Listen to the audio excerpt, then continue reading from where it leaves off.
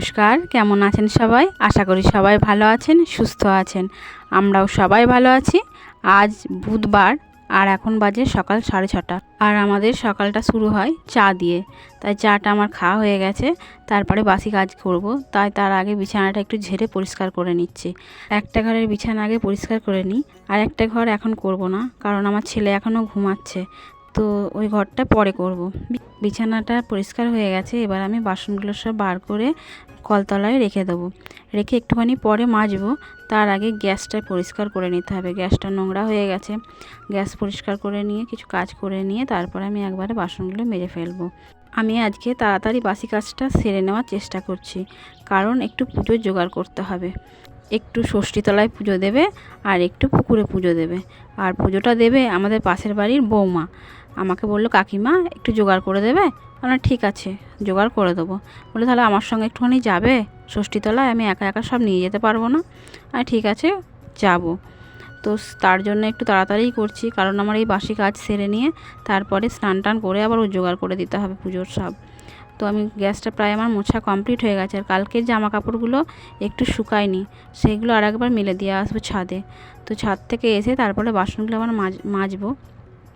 ছাদে গিয়ে সব মেলে দিচ্ছি। আর এদিকে মেঘ কালো করেই আছে।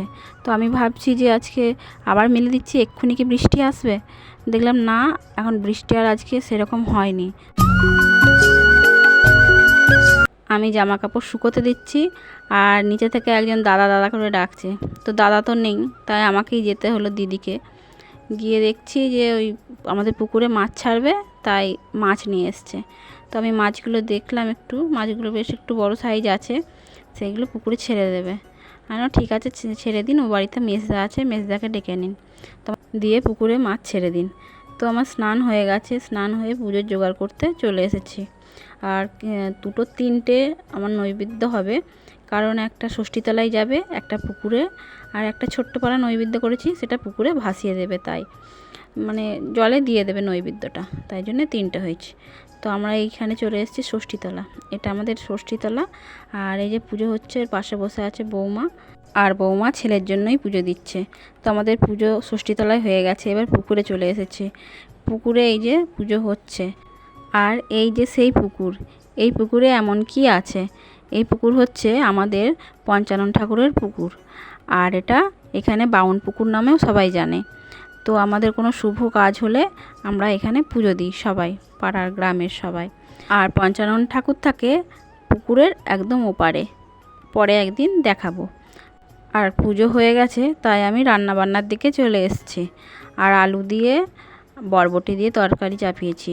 আলু দিয়ে বরবটি দিয়ে পোস্ত করব, কলাইয়ের ডাল করব, আর একটু পাঁপড় ভাজবো, তাহলেই হয়ে যাবে আমাদের। আর কলাইয়ের ডালটা আরেকটি ওভেনে কুকারে দিয়ে দিয়েছি। তো আমি পোস্তটা করতে প্রথমে আলুটা একটু ভেজে নিয়েছিলাম, তারপরে বরবটিটা দিয়ে আরেকবার ভেজে নিয়েছিলাম। ভেজে নিয়ে একটু ঢাকা চাপা দিয়ে নুন হলুদ একটু লঙ্কা দিয়ে রেখে দিয়েছিলাম। তারপরে পোস্ত ছড়িয়ে নামিয়ে নিয়েছি। আর আমাদের খাওয়া দাওয়া আরম্ভ হয়ে গেছে। খাওয়া দাওয়া করে দুপুরবেলা ছিল না একটু কারেন্ট, আজকে সারাটা দিন কারেন্ট ছিল না। তাই এই যে মাঠের ধারে এসে আমরা সবাই বসে আছি। বাচ্চারা সব ক্যারাম খেলছে, আর আমরা পাশে বসে আছি, একটু হাওয়া দিচ্ছে ওখানটা। তো এখান থেকে গিয়ে বিকেলবেলা দেখলাম কারেন্ট এসছে। আবার ট্যাঙ্কিতে জল ভরলাম।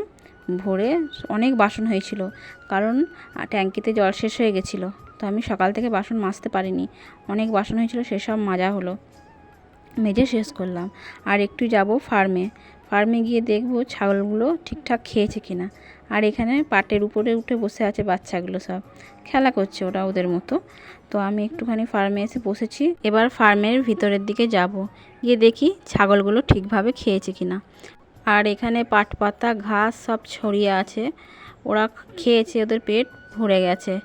আর এই যে আমার ছোট্ট ফার্ম, আমাদের ছোট্ট ফার্ম। এখানে কম বেশি 20-25টা ছাগল আছে।